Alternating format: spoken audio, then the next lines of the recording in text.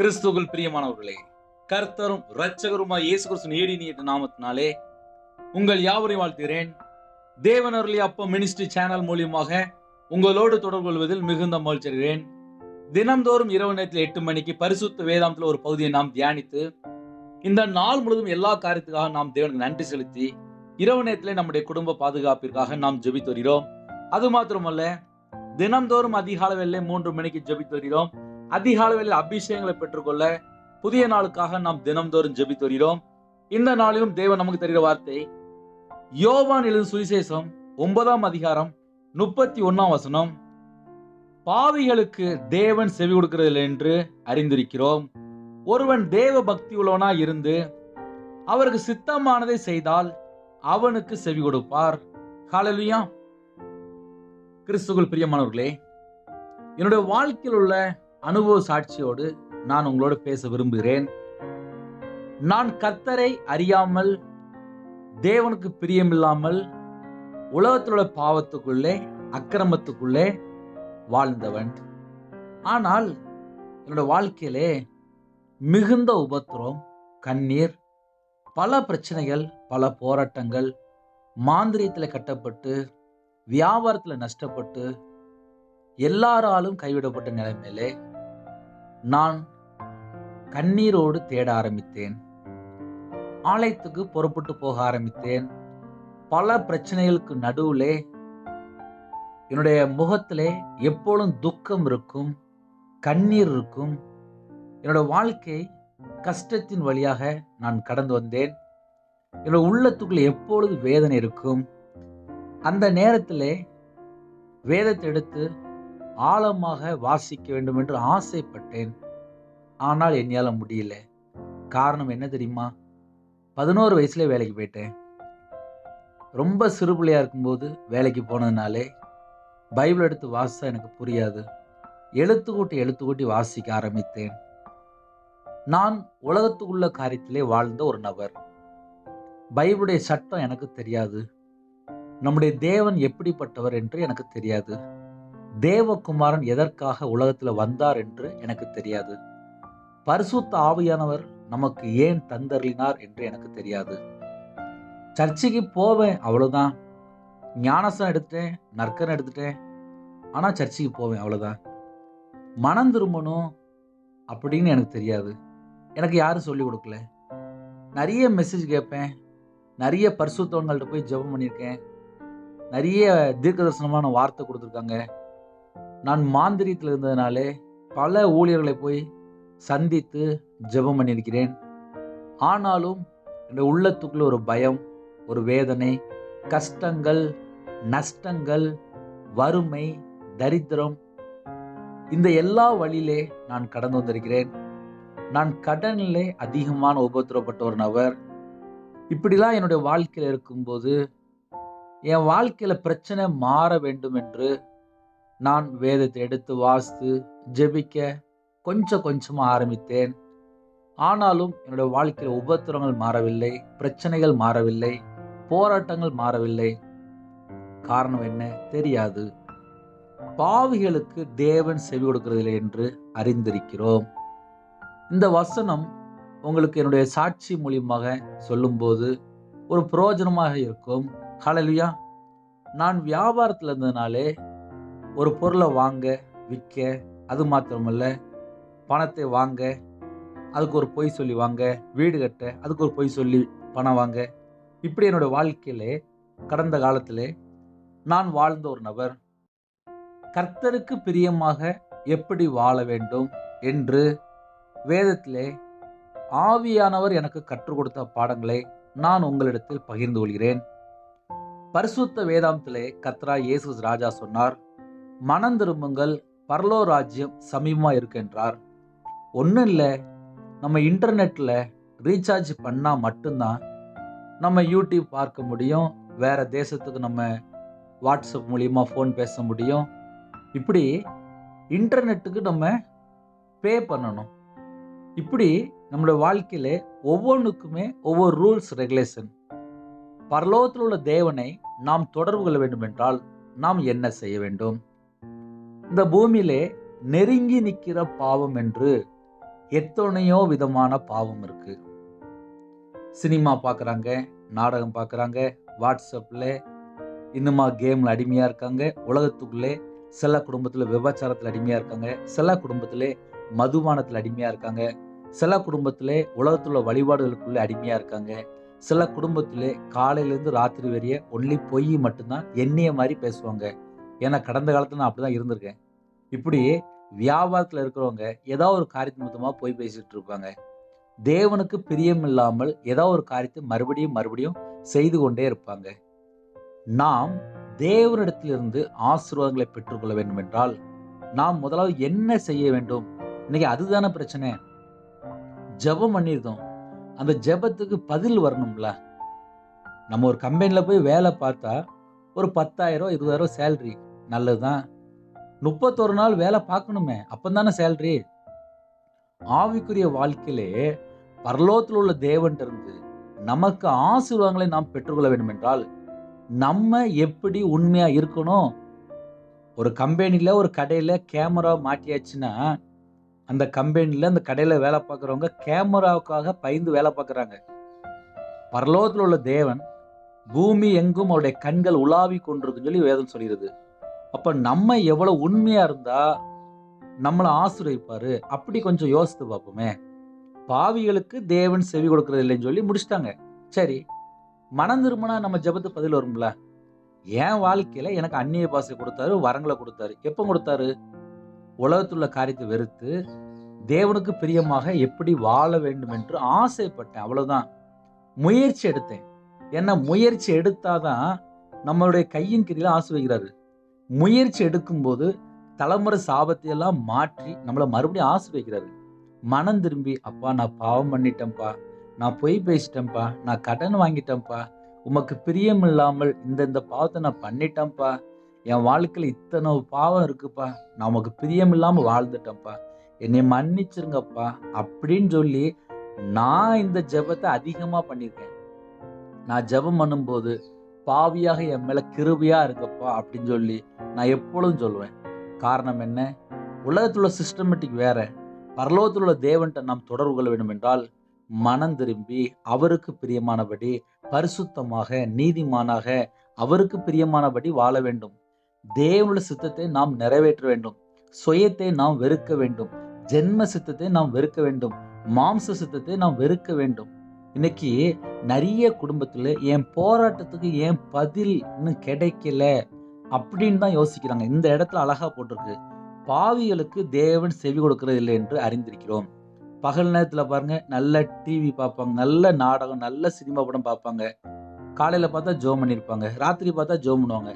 பகல் நேரத்துல பார்த்தா உலகத்துல உள்ள எல்லா பாவமும் பண்ணிட்டு மறுபடியும் என்னுடைய வாழ்க்கையில இந்த கடன் பிரச்சனை மாறல, இந்த வாழ்க்கையில எனக்கு ஒரு திருப்தி இல்லை, எனக்கு நைட்டான தூக்கம் வர மாட்டுக்கு, பல லிஸ்டே சொல்லிடுவாங்க.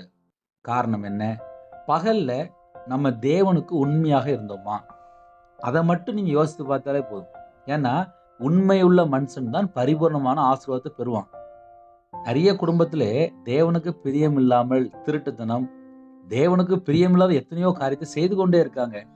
அப்போ நம்ம அதெல்லாம் நம்ம யோசித்து பார்க்கும்போது நம்முடைய வாழ்க்கையிலே தேவனிடத்திலிருந்து நாம் ஆசீர்வாதங்களை பெற்றுக்கொள்ள வேண்டும் என்றால் நாம் எப்படி மனம் திரும்பி தேவனிடத்திலிருந்து ஆசீர்வாதங்களை பெற்றுக்கொள்ள வேண்டும்?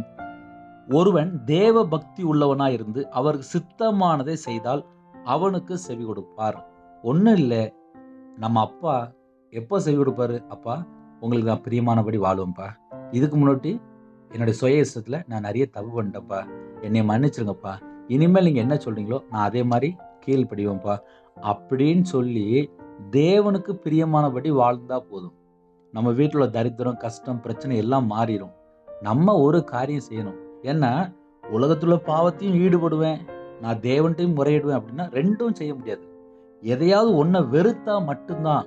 ஏன்னா தீமையை வெறுக்கணும்னு சொல்லி வேதம் சொல்லிடுது. நம்ம வாழ்க்கையில நம்ம தீமையை வெறுத்துட்டோமா அப்படி மட்டும் கொஞ்சம் செக் பண்ணி பாருங்க. ஏன்னா பொல்லாங்கிலிருந்து விலக்கி ஆசீர்வதிக்க தேவனுடைய குமாரன் வெளிப்பட்டார்னு சொல்லி போட்டிருக்கு. நம்முடைய வாழ்க்கையிலே பொல்லாங்கிலிருந்து விலக்கி ஆசீர்வதிக்க விரும்புகிறார். ஹல்லேலூயா. ஒருவன் தேவ பக்தி உள்ளவனா இருந்து அவருக்கு சித்தமானதை செய்தால், நீங்க தேவனுக்கு சித்தமானதை செய்து ஆசீர்வாதங்களை பெற்றுக்கொள்ள வேண்டும். அது மாத்திரமல்ல, அவருக்கு பிரியமானபடி வாழ வேண்டும். இன்னைக்கு மெசேஜ்ல முக்கியமான காரியம் என்ன அப்படின்னு சொல்லி பார்க்கும்போது, தேவ பக்தி உள்ளவனாய் இருந்து அவருக்கு சித்தமானதை செய்தால் அவனுக்கு தேவன் செவி கொடுப்பார். ஹல்லேலூயா. இதனுடைய தொடர்ச்சி முடிந்தால் நாம் நாளைக்கு பார்ப்போம். கண்களை மூடி நாம் ஜெபம் செய்வோம். எங்களை அதிகமாய் நேசிக்கிற பரம தகப்பனே, உம்முடைய ஜீவனுக்குள்ளே எங்களை தாழ்த்தி அர்ப்பணிக்கிறோம் ராஜா. நிறைய குடும்பத்திலே தங்களை தாழ்த்துறாங்க. நாங்க தேவனுக்கு உண்மையாக வாழ வேண்டும் என்று ஆசைப்படுறாங்க. எங்க வாழ்க்கையில எங்க கண்கள் உள்ள பாவத்தை மன்னிச்சிருங்க. எங்க சிந்தனையில உமக்கு பிரியம் இல்லாமல் எந்தெந்த காரியம் இருக்கோ எல்லா பாவத்தையும் மன்னிச்சிருங்க. இந்த புதிய நாள்ல, இந்த இரவு நேரத்திலே யாரெல்லாம் என்னுடைய ஜெபத்துக்கு ஏன் இன்னும் பதில் வரலன்னு சொல்லி யாராவது யோசித்தால், இந்த வார்த்தை மூலியமாக அப்பா உங்க பிள்ளைகளோட நீங்க பேசிருக்கிறீங்க. அந்த எல்லா காரியத்துக்கும் ஸ்தோத்திரம். தேவனுக்கு பிரியமாக நாங்க வாழ வேண்டும். எங்க வாழ்க்கையிலே எந்த ஒரு காரியம் செய்தாலும் உமக்கு பிரியமாக இருக்க வேண்டும். எங்களை தாழ்த்தி அர்ப்பணிக்கிறோம். இந்த நாளிலும் சகல காரியத்துக்கு ஸ்தோத்திரம் ஸ்தோத்திரம் ஸ்தோத்திரம். நிறைய குடும்பத்துல யோசிக்கிறாங்க, தேவனுக்கு எப்படி பிரியமாக வாழ வேண்டும் என்று ஆசைப்படுறாங்க. ஒவ்வொரு நாளும் உம்முடைய வார்த்தைக்கு கீழ்ப்படிந்து, உம்முடைய சட்ட திட்டங்களுக்கு நாங்கள் கீழ்ப்படிந்து வாழ எங்களை தாழ்த்தி அர்ப்பணிக்கிறோம். பரிசுத்தமா வாழ எங்களை தாழ்த்தி அர்ப்பணிக்கிறோம். அப்பா, எங்களை பரிசுத்தப்படுத்துங்க. விசேஷமாக இந்த பூமியில காரியத்தை நோக்காமல் மேலானவர்களை தேடுங்கள் என்று வேதம் சொல்லியது அல்லவா? அதே போல நாங்கள் மாறி உம்முடைய பதவிகளை காத்திருக்க எங்களை தாழ்த்தி அர்ப்பணிக்கிறோம். விசேஷமா யாரெல்லாம் தங்களை தாழ்த்தி அர்ப்பணிச்சிருக்கீங்களோ எல்லா குடும்பத்தையுமே உம்முடைய ஜீவனுக்கு அர்ப்பணிக்கிறோம். இந்த நாளிலும் விசேஷமாக யாரெல்லாம் வெளியில புறப்பட்டு இருந்தாங்களோ சகல காரியத்தையும் பத்திரமா பாதுகாத்தீங்களே. சிறுபிள்ளைகள் முதல் கொண்டு முதியோர் எல்லாரையும் பத்திரமா பாதுகாத்தீங்களே. எல்லா காரியத்தையும் ஸ்தோத்திரம் ஸ்தோத்திரம் ஸ்தோத்திரம். இப்பொழுதும் யாரெல்லாம் ஜெபிக்கிறாங்களோ எங்க எல்லாருடைய ஆவி ஆத்தும சரீரம் சிந்தனை எல்லாவற்றையும் பிதா குமாரன் பரிசுத்த நாமத்தினால முத்திரப்படப்படட்டும். இயேசு கிறிஸ்துவினால் வேலையடைபடட்டும். இரவு நேரத்திலே விசேஷமாக எங்க வீட்டுக்குள்ளே யூத ராஜசிங்கம் நீங்க இருக்க வேண்டும். எங்க வீடு முழுவதும் இயேசு கிறிஸ்து ரத்தம் தெளிவட்டும். எங்க வீடு முழுவதும் முன்னும் பின்னுமா தேவ தூதர்கள் உரியின பட்டயத்தோட உலாவிட்டும். பகலிலே மேக ஸ்தம்பமாவும் இரவில் அக்னி ஸ்தம்பமாவும் எங்களோட தங்கியிருக்கிறவரே உமக்கு ஸ்தோத்திரம் ராஜா.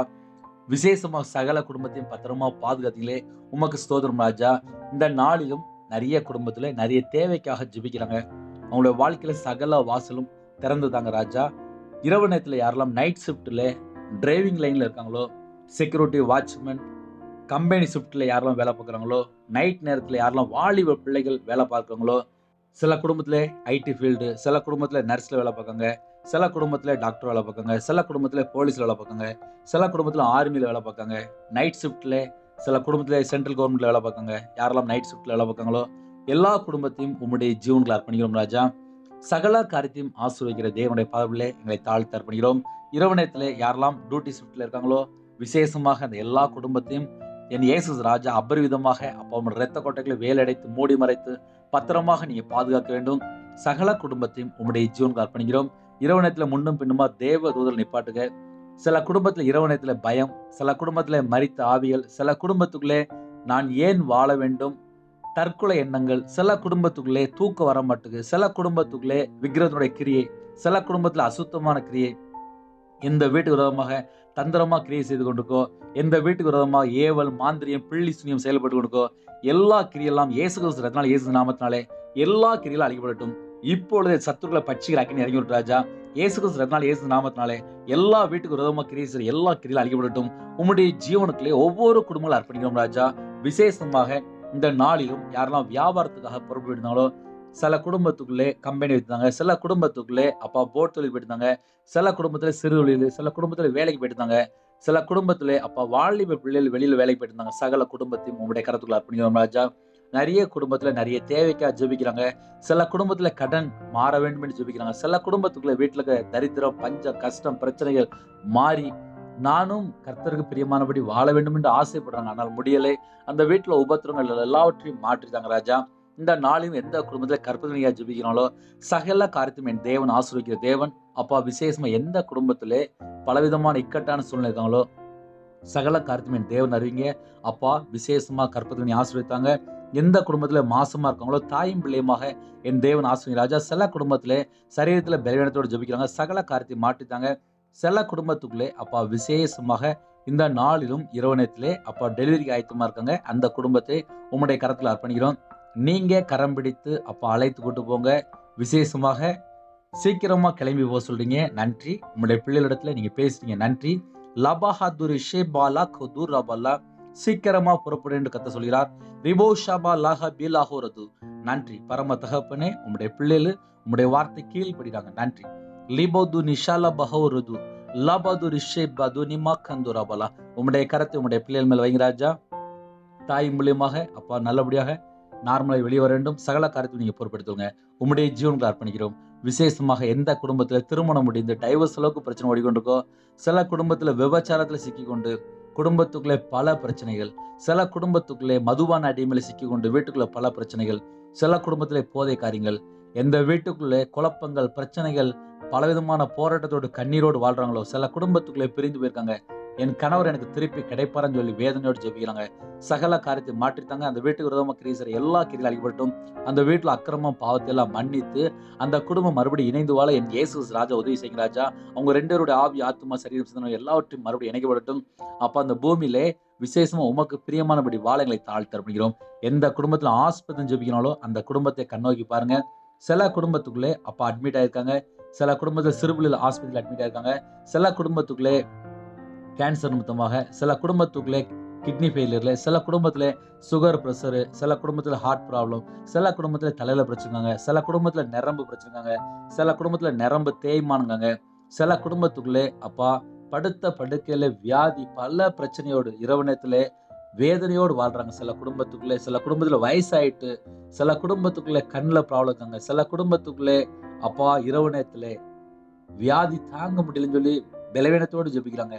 எந்த குடும்பத்துல தாக்கப்பட்டிருக்கோ அந்த எல்லா பலவீனத்தை எல்லாம் மாற்றித்தாங்க. எங்களுடைய பலவீனத்தை எல்லாம் சிலுவையில சுமந்தீங்க. எங்களுடைய நோய்கள் எல்லாம் சிலுவையில சுமந்தீங்க. எந்த குடும்பத்திலே தங்களை அர்ப்பணிக்கிறாங்களோ அவங்களுடைய பலவீனம் எல்லாம் நீங்கி பரிபூர்ணமா சுகமாக தங்கியிருக்கேன். உங்களுடைய கரத்தை நீட்டி தொட்டு அப்பா குணமாக்கித்தாங்க. உங்களுடைய தழும்புகளால குணமானிகள் வேதசும்படி அவங்களுடைய அக்கிரமா அவங்களுடைய பாவத்தை எல்லாம் மன்னித்து குணமாக்கித்தாங்க. விசேஷமா அந்த இரவு நேரத்திலே பரிபூர்ணமான சுகம் தாங்க ராஜா, பரிபூர்ணமான ஆரோக்கியம் தாங்க, பரிபூர்ணமான விடுதலை தாங்க. நிறைய குடும்பத்துக்குள்ளே அப்பா தினம்தோறும் ஜெபித்து சில குடும்பத்துல விடுதலை பெற்றுக்கொண்டாங்க. சில குடும்பத்துல சாட்சி சொன்னாங்க. அந்த குடும்பத்துக்கு ஸ்தோத்திரம் ஸ்தோத்திரம் ஸ்தோத்திரம். உங்க நாம மகிமைப்பட்டு கொண்டிருக்க அந்த கிருபைக்காக ஸ்தோத்திரம். இரவு நேரத்துல எங்க வீட்டுக்குள்ள நீங்க தங்கிருங்க ராஜா. வரக்கூடிய காரியங்களை வெளிப்படுத்துங்க. கெட்ட சொப்பனங்கள் எல்லாவற்றையும் அப்பா விலக்கி வரக்கூடிய காரியத்தை வெளிப்படுத்துங்க. அதிகால வெள்ளே உம்முடைய பாதபிள்ளை காத்திருந்து ஜெபிக்க கிருபை செய்யுங்க. சில குடும்பத்திலே நான் ஏமாந்து விட்டேன், சில குடும்பத்துக்குள்ளே கண்ணீரோடு ஜெபிக்கிறாங்க. சில குடும்பத்துல தனிமை, சில குடும்பத்திலே திக்கற்ற பிள்ளையா இருக்காங்க, பிள்ளைகள் பேசல. சில குடும்பத்துக்குள்ளே சகல காரியத்தையும் தேவன் அறிவிங்க. ஒவ்வொரு குடும்பத்தையும் அப்பா நீங்க பொறுப்படுத்துவங்க. இரவு நேரத்திலே இன்பமான நித்திரத்தாங்க. நீங்க எங்க வீட்டுக்குள்ள தங்கிருங்க. உங்களுடைய கருத்துக்களை எங்களை தாழ்த்த அப்படிங்கிறோம். வானத்துக்கும் பூமிக்கும் சகல அதிகாரமுள்ள கர்த்தராகிய இயேசு கிறிஸ்து ராஜனுடைய பதவியிலே எங்க எல்லாருடைய ஆவி ஆத்ம சரீரம் சிந்தனை எல்லாவற்றையும் அர்ப்பணிக்கிறோம். மீதியான வேலை நீங்க பொறுப்படுத்துவங்க. துதிகான மகிமை எல்லாம் ஒருவருக்கே செலுத்திடும். இயேசு கிறிஸ்து மூலியமா கேட்கும் ஜீவனால பிதாவே ஆமென். தேவனுக்கே மகிமுண்டாவதாக. கர்த்தர் தாமே உங்களையும் உங்கள் குடும்பங்களையும் அபரிதமாக தலைமுறையாக சம்பூர்ணமாக ஆசீர்வதிப்பாராக ஆமென். கர்த்தராகிய இயேசு கிறிஸ்துவின் கிருபையும் பிதாவாகிய தேவனுடைய அன்பும் பரிசுத்தருடைய ஐக்கியமும் இப்பொழுதும் எப்பொழுதும் சதா காலங்களிலும் நாம் அனைவரோடு இருப்பதாக ஆமென். கிறிஸ்துவுக்குள் பிரியமானவர்களே, 9363064181 என்ற நம்பருக்கு நேரடியாக தொடர்பு கொண்டால் உங்களுக்காக குடும்பத்தில் ஜெபிப்போம். நீங்களும் தினம்தோறும் தேவன் அருளிய அப்பம் மினிஸ்ட்ரி ஜீசஸ் பிளெஸிங் பிரேயர் இன் தமிழ் சேனல் 2 சேனலுக்காக ஜெபித்துக் கொள்ளவும், எங்களுக்காகவும் எங்களுடைய ஊழியர்களுக்காகவும் தொடர்ந்து ஜெபிக்கிறீங்க. இன்னுமாக உங்களுடைய ஜெபம் எங்களுக்கு தேவைப்படுகிறது. விசேஷமாக நைட் நேரத்தில் செல்போனை பார்க்கக்கூடாது, கண்டிப்பாக ஆஃப் பண்ணி வைக்கணும். தனி ஜெபம் பண்ணுங்க, குடும்பமாக ஐக்கியமாக இருங்க. அதிகாலை வேளையில எழும்பி ஜெபிங்க. கர்த்தர் மட்டும்தான் நம்ம குடும்பத்தை ஆசீர்வதிக்க முடியும். உலகத்தில் உள்ள காரியத்திலே டயத்தெல்லாம் குறைச்சிட்டு தேவனுடைய பாதத்திலே காத்திருங்க. கர்த்தர் உங்களையும் உங்களுடைய குடும்பங்களையும் உங்களுடைய வம்சங்களையும் அபரிதமாக ஆசீர்வதிப்பார். நிறைய குடும்பத்தில் பரிசுத்தவான்கள் இணைந்திருக்கிறீங்க. கர்த்தர் உங்களையும் உங்களுடைய குடும்பங்களையும் அபரிதமாக ஆசீர்வதிப்பாராக ஆமென். Thanks for watching. Please subscribe our channel. Click the like and share. Click the bell. God bless you.